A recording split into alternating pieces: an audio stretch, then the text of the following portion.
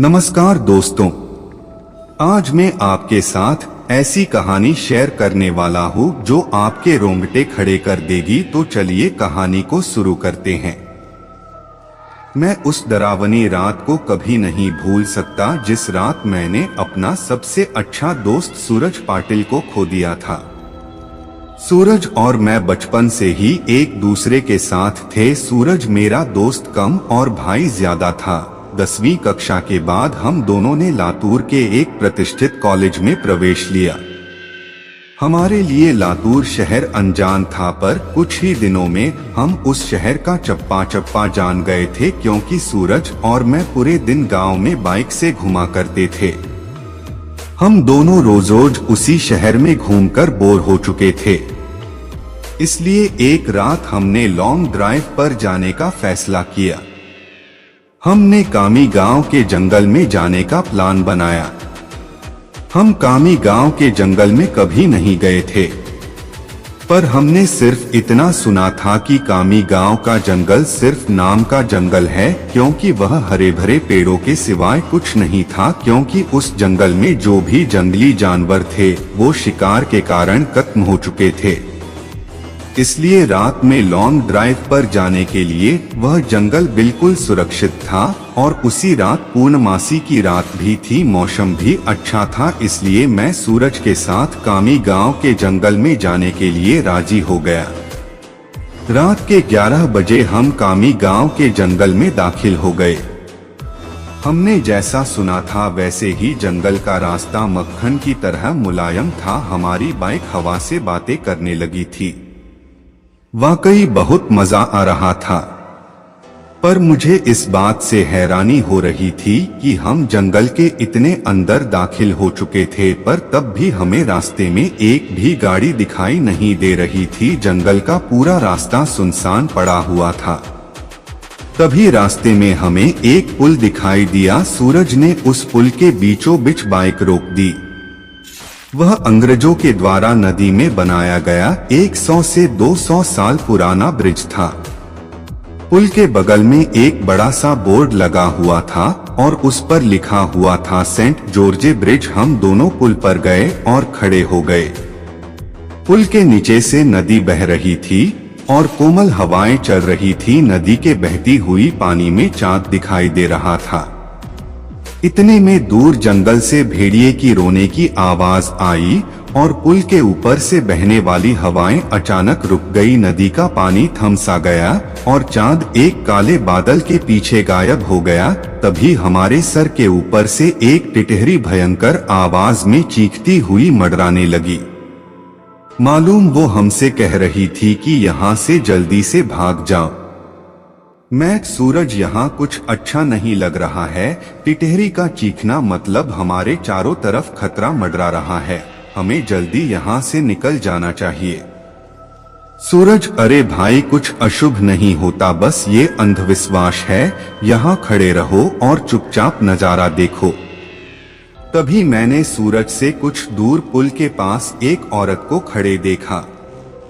दूर से तो वो दिखने में सुंदर लग रही थी, पर वह पुल के नीचे नदी में झांक रही थी। मैं उसकी तरफ देख ही रहा था कि इतने में वो औरत पुल के ऊपर चढ़ गई। मैं सूरज, अपने पीछे देख, वो औरत क्या कर रही है।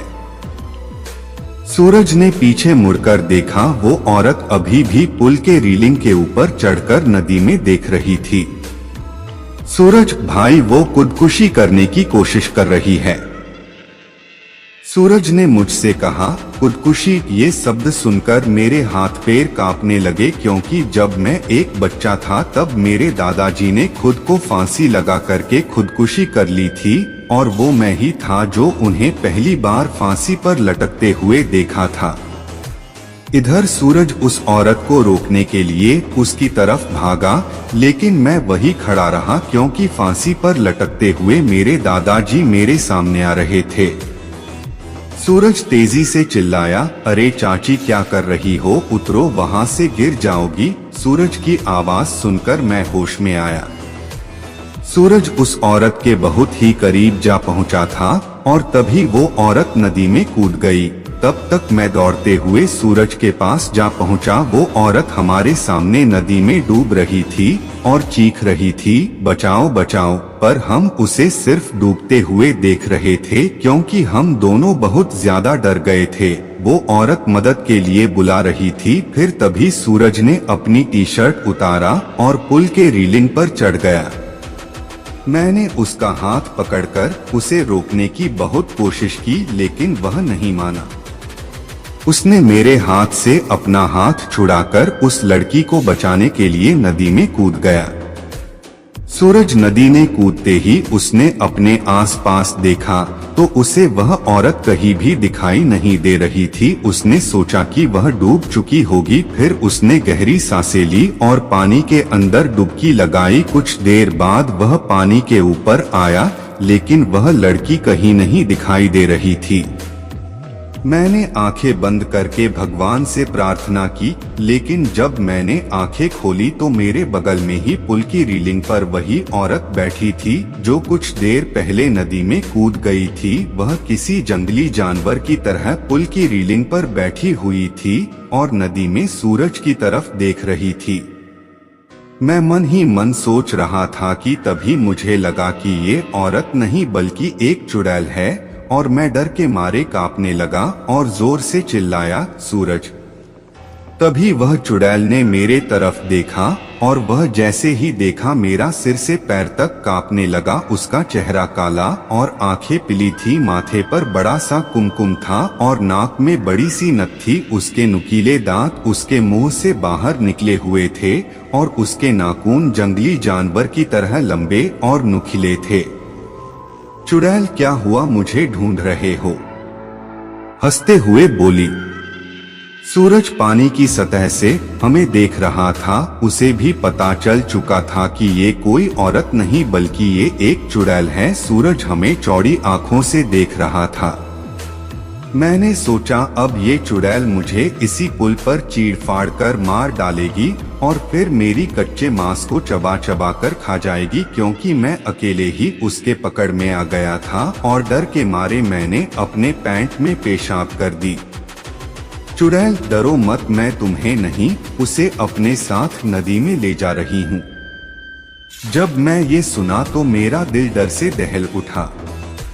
मैंने सूरज से चिल्लाते हुए कहा, सूरज, जल्दी से पानी से बाहर निकलो, नहीं तो ये चुड़ैल तुम्हें पानी में ले जाएगी। सूरज पूरी तरह से डर गया था। उसके हाथ पैर सुन्न हो गए थे। उसे एहसास हो गया था कि वह नदी में से बाहर नहीं निकल पाएगा, क्योंकि वह नदी के बीचों बीच था। चुड़ैल मेरे तरफ देखकर मुस्कुराई और फिर नदी में छलांग लगा दी। सूरज आखिरी बार चिल्लाया और चुड़ैल उसे पानी में अपने साथ ले गई। कुछ देर तक पानी में से बुलबुले निकलते रहे, पर कुछ देर बाद वो भी बंद हो गए।